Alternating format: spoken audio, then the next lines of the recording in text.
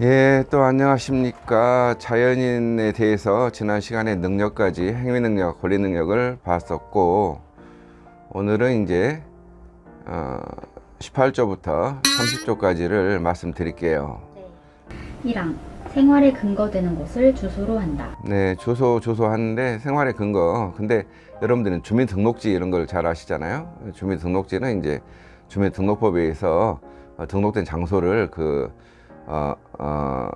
말하고 주민등록지죠. 근데 그게 주민등록지가 대개는 주소죠. 근데 생활에 근거되는 것과 주민등록지가 다르다면 2항 봐보세요. 동시에 두 곳 이상 있을 수 있다 돼 있잖아요.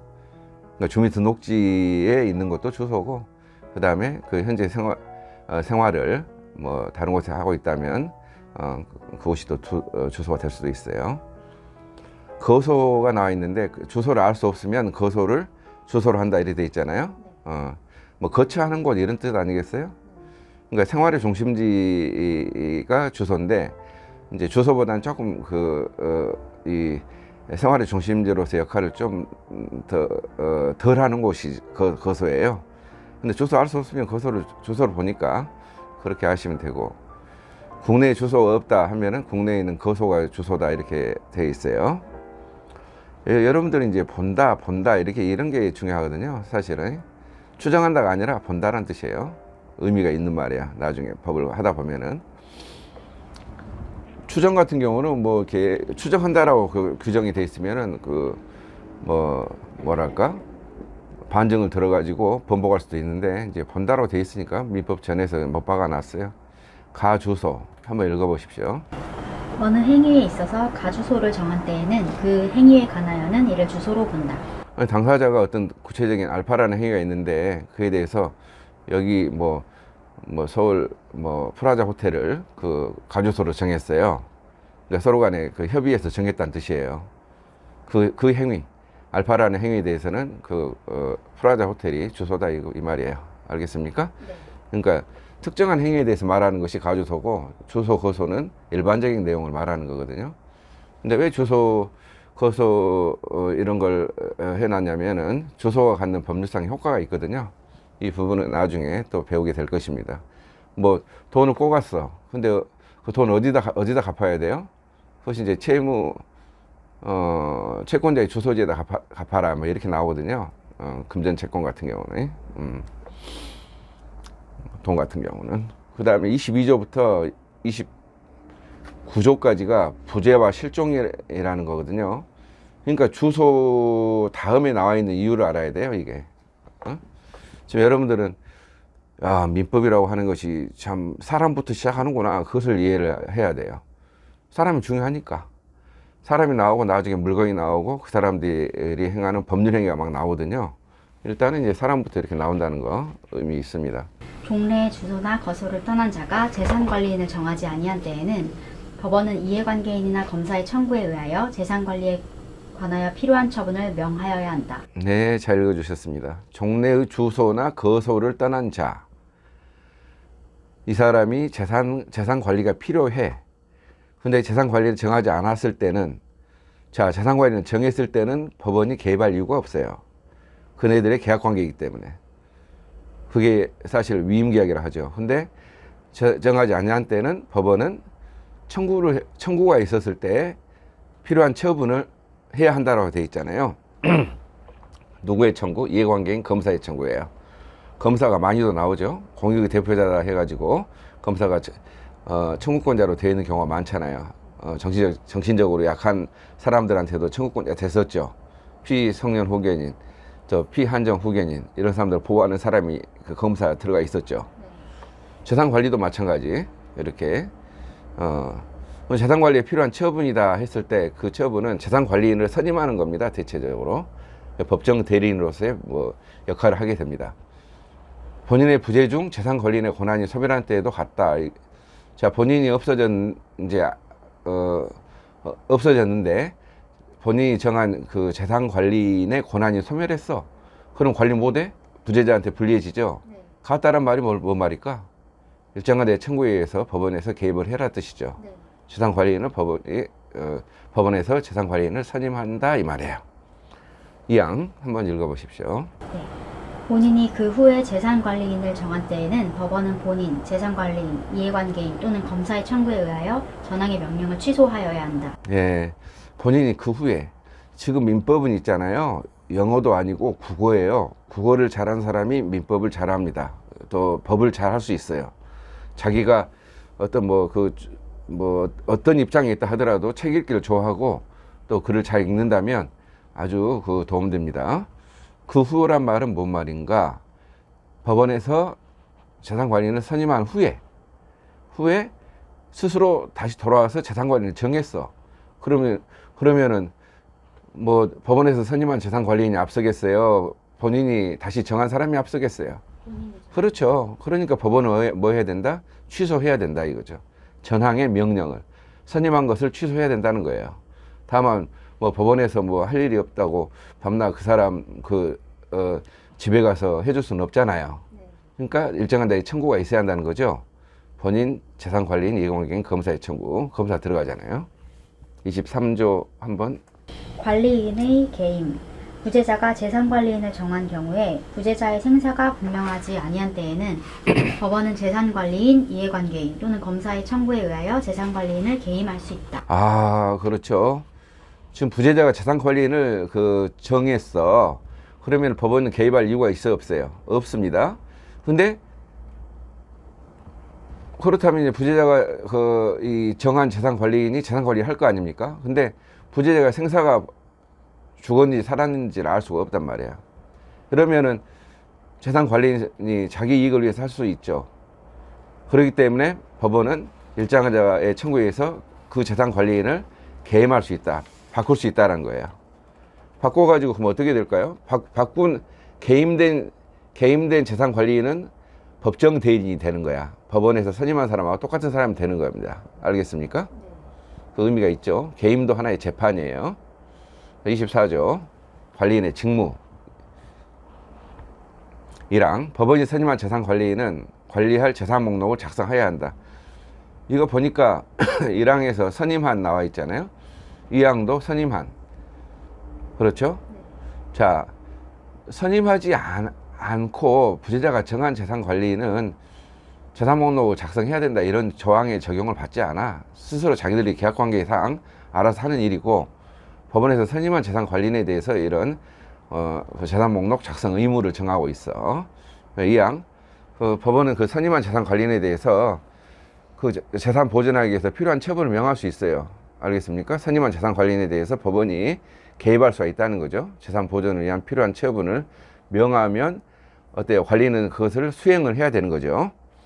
부재의 생사가 분명하지 않아. 생사불명.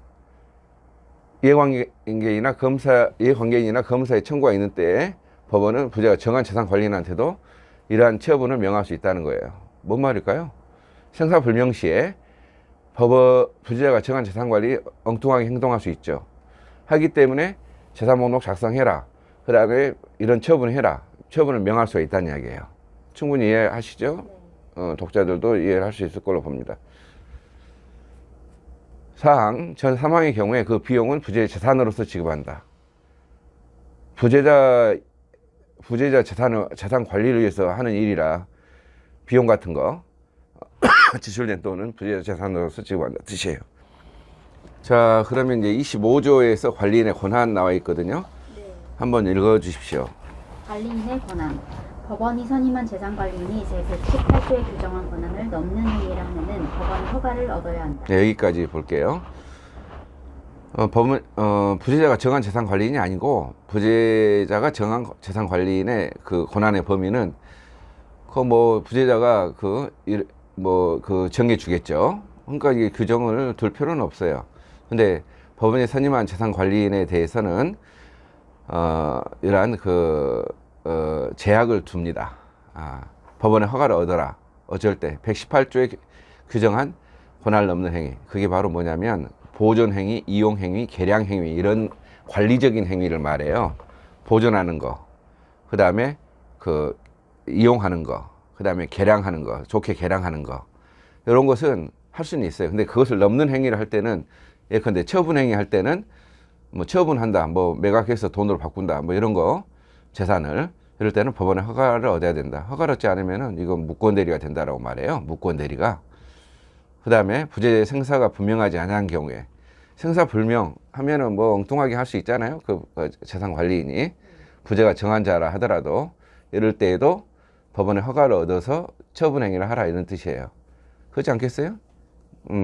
할 때도 같다라고 했으니까. 그 다음에 26조 제목부터 한번 읽어주십시오. 관리인의 담보 제공, 보수. 1항. 법원은 그 선임한 재산관리인으로 하여금 재산의 관리 및 반환에 관하여 상당한 담보를 제공하게 할 수 있다. 네, 이런 조항도 다 선임한 재산 관리인, 이게 중요한 거거든요. 이런 사람에 대해서 너 그 재산 관리나 그 다음에 그 재산을 나중에는 돌려줘야 되거든요. 그 관리하다가 나중에 본인이 하게 됐을 때는 돌려줘야 되는데 그때까지 뭐 제대로 못 할 수가 있기 때문에 상당한 담보를 제공하게 할 수 있다. 예컨대 뭐 너 선임을 해줄 테니까 보증인 세워오십시오. 그 다음에 또 뭐 저당권 같은 거 설정하십시오. 이렇게 할 수 있다는 거예요. 법원에서 재산 관리는 할 사람한테. 이럴 때는 이제 부재자의 재산이 뭐 몇백억 되고 뭐 할 때나 나오는 것이고, 뭐 그렇지 않은 경우는 이렇게 상당한 담보 제공하게 하게 한다가 아니고 하게 할 수 있다. 할 수 있다니까 뭐 안 하는 경우가 태반입니다. 이양. 법원은 그 선임한 재산관리인에 대하여 부재자의 재산으로 상당한 보수를 지급할 수 있다. 보수는 일환값 아니에요? 비용은 들인 돈이고, 보수. 상당한 보수. 부재자 재산으로. 왜? 이것도 선임이 중요하잖아요. 부재자가 정한 재산 관리인에 대해서는 그 보수 약정을 다 할 거 아닙니까? 자기들끼리. 근데 그것에 대해서는 법이 규정할 이유가 없어요. 예, 선임한 재산 관리인에 대해서 이제 상당한 보수를 지급할 수 있다라는 거예요. 부재자 재산으로서. 3항. 전 2항의 규정은 부재자의 생사가 분명하지 아니한 경우에 부재자가 정한 재산관리인에 준용한다. 네, 그렇습니다. 생사불명 시에는 이렇게 이제 담보 제공이나 그 다음에 또 뭐 부재 생사불명이니까 부재자로부터 돈 못 받을 거 아니에요. 부재자가 정한 재산 관리를 할지라도. 그래서 전 2항의 규정을 준용한다는 거예요.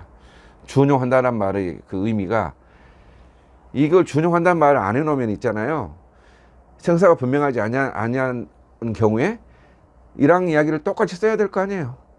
2항의 이야기도 똑같이 써야 할 거 아니에요. 그렇기 때문에 준용한다라는 그 법기술이 필요하다는 거예요. 그래서 준용의 의미를 이렇게 말씀을 드립니다.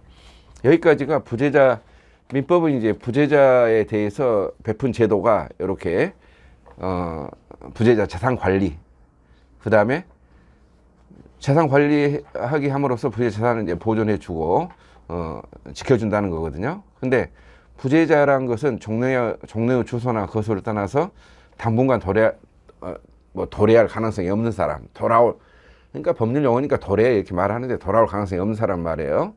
근데 그 사람이 생사불명인지 아닌지 그 관계는 없어요. 생사불명일 때는 이렇게 부재가 정한 재산관리인한테도 이렇게 많이 개입을 한다라는 거거든요. 근데 그 부재자가, 똑같은 부재자가 생사불명 기간이 일정 기간이 이르렀다면 그 사람과 이해관계인이 또 있어요. 배우자라든지 또 그 다음에 상속인 대사람들이라든지, 이러면 그 사람의 재산을 상속할 수 있나요? 사망한 걸로 처리를 해야 될 거 아니에요. 생사불명이니까 사망이 아니라고, 법적으로 사망을 시키려면 실종선고 제도가 필요하다는 거예요. 그게 바로 27에서 29조까지라는 이야기예요. 한번 27조 실종선고 1항부터 한번 읽어주십시오. 네. 실종의 선고 1항. 부재자의 생사가 5년간 분명하지 아니한 때에는 법원은 이해관계인이나 검사의 청구에 의하여 실종선고를 하여야 한다. 예, 실종선고를 하여야 한다. 생사가 5년간 분명하지 않아. 생사불명 5년이 중요하죠. 이해관계인 검사의 청구. 2항. 전지에 임한 자, 침몰한 선박 중에 있던 자, 추락한 항공기 중에 있던 자, 기타 사망의 원인이 될 위난을 당한 자의 생사가 전쟁 종지 후 또는 선박의 침몰, 항공기의 추락, 기타 위난이 종료한 후 1년간 분명하지 아니한 때에도 제1항과 같다. 예, 이것은 전선, 항위, 전쟁, 선박, 항공기, 그 다음 위난, 이런 4가지 특별 실종 사유예요. 이것은 5년이 아니라 1년간 생사불명이면은 일정한 자의 청구에 의해서 법원에서 실종 선고를 해야 한다는 거죠. 근데 요건을 갖춰주면 이것은 할 수 있다가 아니라 반드시 해야 한답니다. 가정법원에서 하는 거예요, 이것도. 이것도 하나의 사건들이에요, 사실. 비송사건이죠, 비송사건. 근데 28조, 실종 선고의 효과. 선고를 이제 내렸어. 실종 5년간 생사불명이라든지 1년간 생사불명이어서, 일정 기간이 이제 경과했어요. 이때 이제 공시최고를 한다고 합니다. 6개월 이상의 기간을 정해서, 야, 당신한테 이런 일이 벌어지고 있는데, 당신 살아있으면 나와서 그 선고 안 되게끔 만들어라. 이렇게 하고 나서 선고를 하거든요. 안 돌아오면. 근데 선고가 됐어요. 선고했을 때 그 효과는 뭐냐? 선고를 받은 자는 사망한 것으로 본다야. 그러니까 사망한 것으로 처리된다는 거예요. 그러면 상속이 가능해요, 안 해요? 가능하고, 그 다음에 그 사람이 이제 결혼한 사람이었다면은, 그렇죠. 그 혼인 종료죠. 그러니까 재혼도 하고 막 그렇잖아요. 그럴 수 있단 말이에요. 언제 사망 간주? 기간 만료 시. 이게 바로 실종기간 만료 시설 이렇게 말합니다. 29조. 실종 선고의 취소. 1항. 실종자의 생존한 사실 또는 전조의 규정과 상이한 때에 사망한 사실의 네, 여기까지 봐볼게요. 자, 실종 선고를 내렸어요. 내려가지고 이제 사망 간주됐어요. 그러면 그 사람이 뭐 X토지 Y 건물 뭐 이런 것을 남겨놨다 이 말이에요. 그거 처분하고 또 뭐 잔존 배우자가 있었다면 또 재혼도 하고 이럴 거 아니에요. 했는데 실종자가 생존한 사실이 있어. 살아 돌아왔단 말이야. 생환. 그 다음에 전조의 규정과 상이한 때, 그러니까 실종기간 만료 시점과 다른 시점에 죽은 걸로, 그러니까 그 전조의 다른 시점에 사망한 사실이 있다면 그 다른 시점에 있어서의 상속인의 범위가 전조의 실종기간 만료 시점에 상속인의 범위가 다를 수가 있어가지고 상속분의 차이가 있을 수도 있잖아요.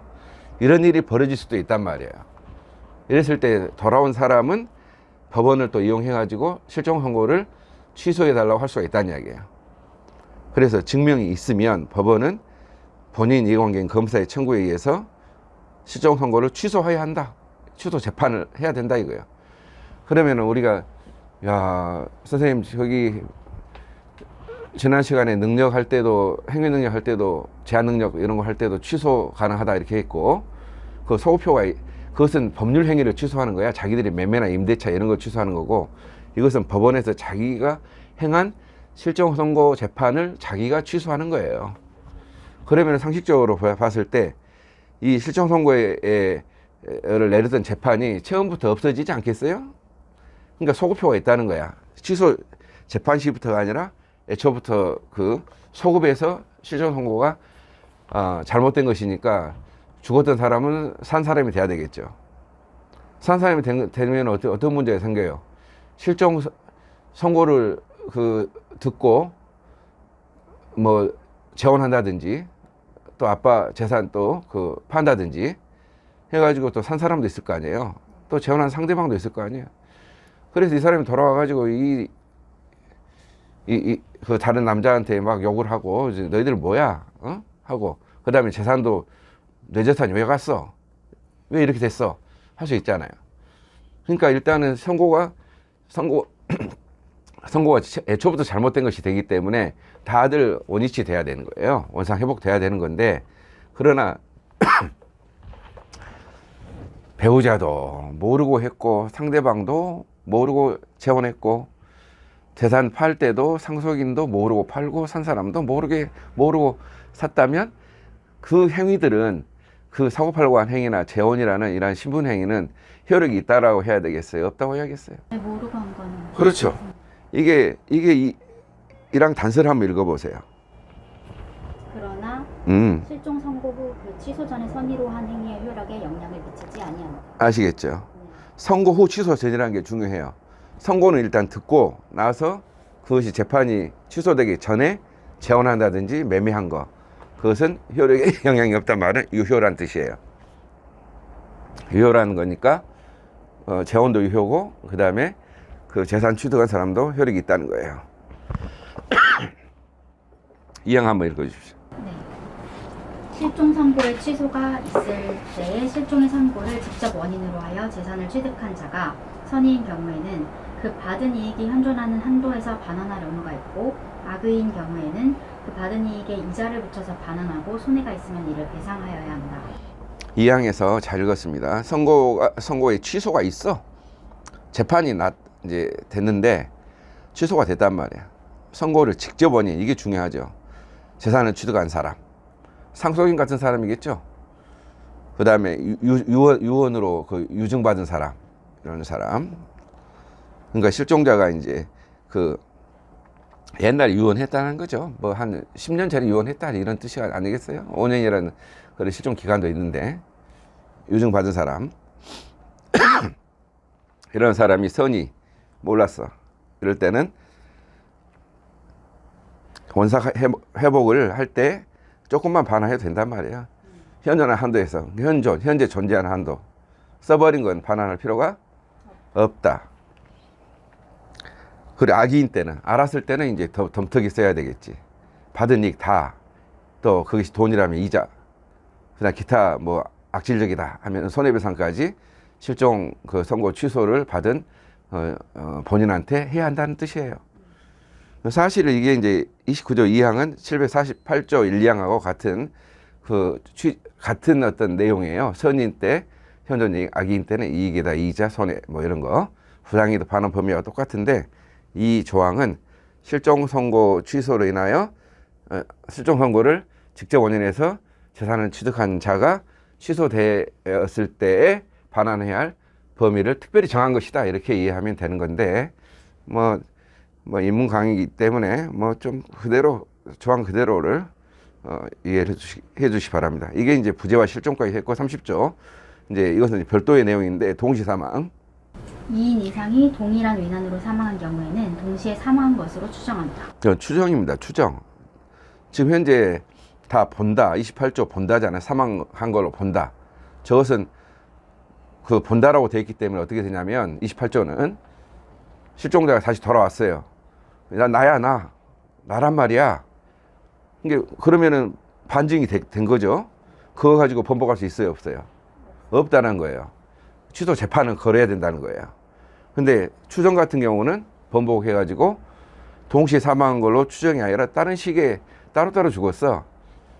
자, 2인 이상의 두 사람 이상이 동일한 위난, 괌에 이제 그 여행 갔어요. 근데 비행기가 추락해가지고 아빠, 엄마, 딸 다 죽었어, 같이. 근데 그 사람들 엄밀히 자연과학적으로 본다면 사망 시기에 차이가 있어요, 없어요? 있지만은 사망했다, 시체를 다 찾았단 말이야. 찾았을 때 그 사람은 동시 사망으로 추정하기 때문에 이걸 번복하려면은 다른 시기에 사망했다는 사실을 입증해라 이거죠. 이게 상속에 있어서 문제가 될 수 있기 때문에 이런 조항도 있는 겁니다. 추정하고 간주 이 부분을 말씀을 드렸어요. 그래서 이게 사실은 이제 이 자연인 자연인 그다음에 이건 자연의 능력, 주소, 부재와 실종 이 부분인데 상당히 이거 까다로운 부분입니다. 까다로운 부분이어도 또 같이 읽어보면서 억지로 하는 게 아니라 납득할 수 있게끔 말씀을 드렸으니까 잘 공부해 보시기 바랍니다. 오늘 또 수고했어요. 예. 많으셨습니다. 네, 좋았어요.